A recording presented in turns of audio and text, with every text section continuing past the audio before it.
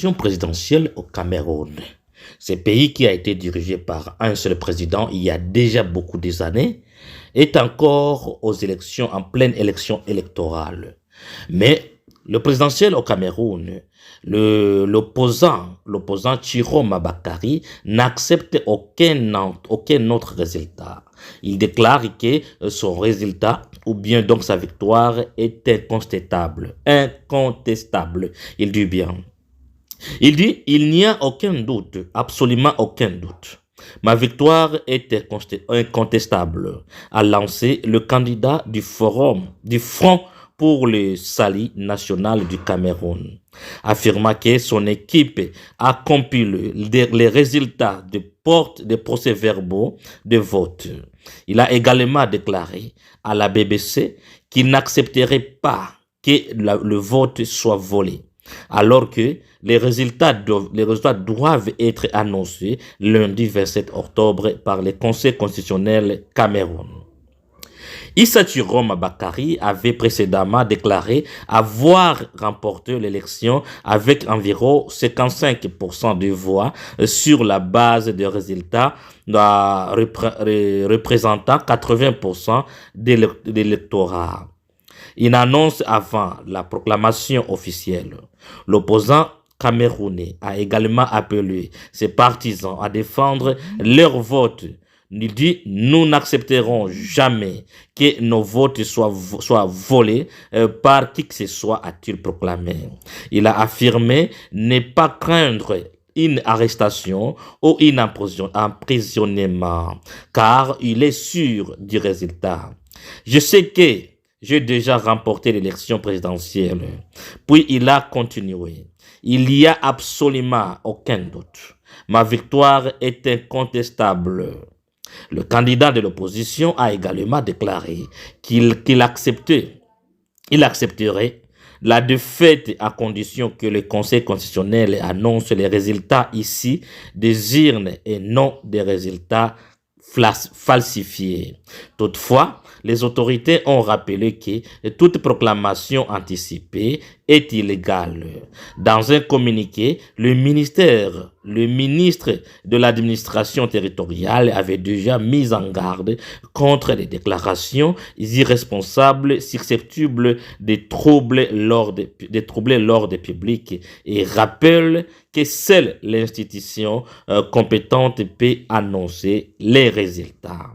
Ancien porte-parole du gouvernement de Paul Biya, Issa Chiroma Bakary a longtemps été considéré comme un fidèle du régime avant de rejoindre l'opposition. Son virage politique et sa volonté affichée d'incarner une transition démocratique font de lui l'opposant principal au pouvoir en place. Arrestation et climat de tension.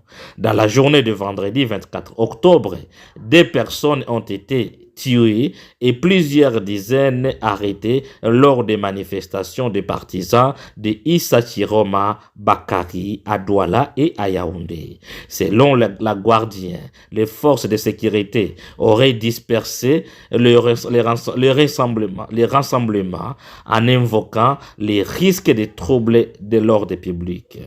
Les appels au calme se sont multipliés. L'Église catholique a exhorté les responsables politiques à respecter le voie légal et la communauté internationale suit la situation avec préoccupation.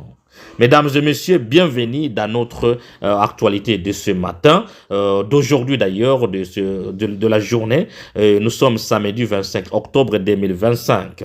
Ici, vous êtes sur votre chaîne, notre chaîne d'Info et la Vérité. Partagez, likez, commentez la vidéo, conférence et pour soutenir notre chaîne. Mais aussi, abonnez-vous si vous n'êtes pas encore abonné à notre chaîne d'Info et la Vérité. Qu'est-ce qui s'est passé au Cameroun au juste? Les élections présidentielles dont encore l'ancien président Paul Biya s'est présenté encore comme candidat à son propre réélection. Cet homme qui a déjà pris beaucoup de temps au pouvoir, l'homme qui a pris le pouvoir il y a vraiment beaucoup d'années. Écoute, d'abord nous allons parler de son parcours au juste. C'est quoi au juste? Qui il est?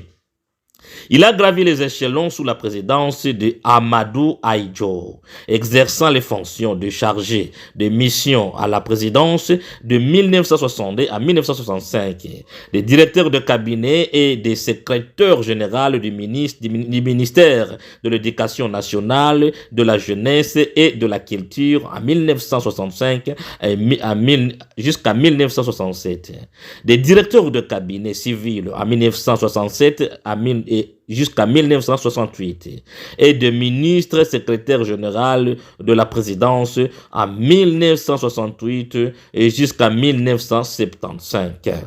Chef de gouvernement à partir de 1975, il prend la tête du pays à la suite de la démission surprise d'Amadou Ahidjo. Alors, en 1982, il consolide son pouvoir après une tentative de coup d'État de la garde présidentielle en 1984, éliminant alors ses rivaux. Il maintient des relations étroites entre le Cameroun et la France, l'un des anciens mandataires de la Société des Nations sur le pays et avec le Royaume-Uni. Il introduit des réformes politiques dans les années 1980, puis, sous de fortes pressions, accélère la mise en œuvre des multipartismes. Élu sans opposition en 1984 et en 1988. Il remporte d'assez peu d'élections présidentielles de 1990 avant d'être réélu avec une large majorité en 1997, en 2004, en 2011 et en 2018. Il est à nouveau candidat en 2025. L'opposition et des gouvernements occidentaux mentionnent des irrégularités à chaque élection. Âgé déjà de 92 ans, Paul Biya est aujourd'hui le plus vieux dirigeant élu en exercice au monde et le quatrième plus ancien en fonction. Mesdames et messieurs, voilà l'homme qui prend le pouvoir. Soutenu par la France et le Royaume-Uni, le larbin de pays occidentaux, l'homme qui a toujours savoir comment faire pour satisfaire les Occidentaux en fait de garder son pouvoir absolu. Il est formé, son garde présidentiel formé par l'armée française et l'armée britannique. C'est le plus grand, est considéré comme parmi les plus grands gardiens de l'armée présidentielle de l'Afrique. Paul Biya maintient toujours son soutien et il veut toujours à 92 ans rester au pouvoir au pays depuis 1982 au pouvoir. Maintenant, déjà trahi par son porte-parole de la présidence, le nouveau chef figure d'opposition qui refuse et déclare qu'il n'est pas vraiment content. Issa Chiroma Bakary, l'homme qui défend, qui tient tête à Paul Biya, le seul qui ose vraiment tenir tête de Paul Biya pour sauver le Cameroun de la main de fer de Paul Biya et laisser le pays peut-être libre, cherchant l'indépendance libre ou bien la souveraineté de ce pays et des années dirigées à travers Paul Biya par les Occidentaux, les forces donc occidentales. Le Paul Biya ne veut pas lâcher ce pouvoir facilement. Il a déjà volé beaucoup de pouvoirs, beaucoup des élections. Vous avez compris d'ailleurs qu'il était présent, il s'est présenté comme président des années et des années sans opposition. Il a volé beaucoup de présidences depuis 1990, 1997, 2004, 2011, 2018 et maintenant là en 2025. L'homme s'est maintenu au pouvoir sans même l'opposition capable de faire tête. Donc ici maintenant, nous sommes en train de vivre encore une fois de plus un risque de vol de voix parce que Paul Biya ne va pas se laisser faire. Le 17, donc d'ici le 27 octobre, ce sera la proclamation des résultats des urnes. Mais nous savons bien que tout le monde attend seulement la victoire de Paul Biya comme il a toujours fait, il a toujours su comment faire parce qu'il est soutenu par les Occidentaux, les meilleurs voleurs et meneurs et même tricheurs du monde entier. L'Occident cherchent toujours à garder Paul Biya au pouvoir comme ils n'ont pas d'autres acteurs politiques qui peuvent servir leurs intérêts au pays. Alors, Paul Biya reste toujours leurs principaux, leurs principaux acteurs présents au sein de l'Afrique, mais aussi au Cameroun, parce qu'ils ont des intérêts à défendre, étant donné que l'AES s'est retiré.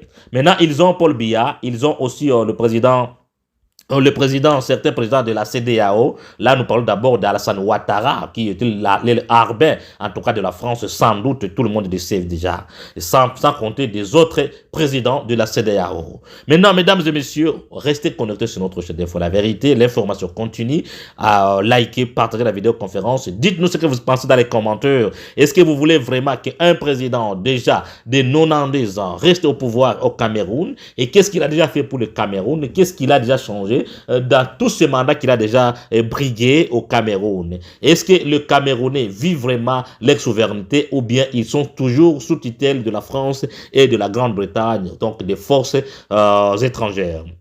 Merci beaucoup pour vos commentaires. Merci beaucoup aussi de rester fidèle à notre chaîne d'info et la vérité. L'information continue. Rendez-vous à la prochaine vidéoconférence. Merci.